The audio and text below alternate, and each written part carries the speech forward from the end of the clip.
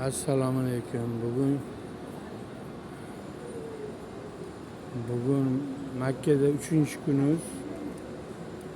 Bir kun keldi, amal bajardi. Ikkinchi kun dam oldi. Uchinchi kun ikkinchi amalni bajarmoqchi biza. Bizani bitta o'rtog'imizni oyisi invalidlar. Birinchi kuni kalasiga o'g'irlatib qo'ydilar.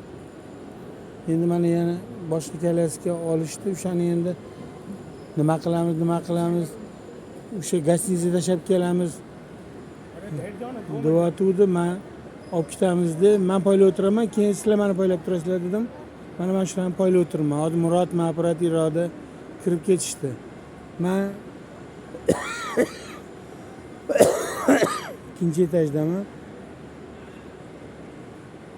Hozir endi 20 minutda chiqishsa kerak.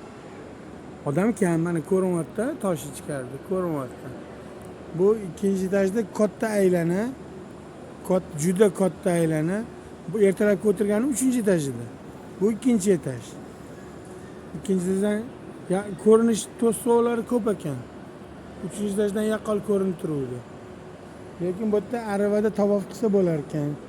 Prosta vaqt ketmasin deb u kenayi hammasiga yura olinglar. Shuncha olib kirib ketishdi. Militsiyalarni o'tkazmayapti.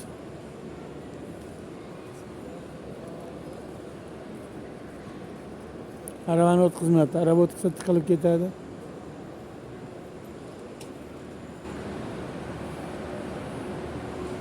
Kecha bitta aravakash bilan savdolashmani qildim.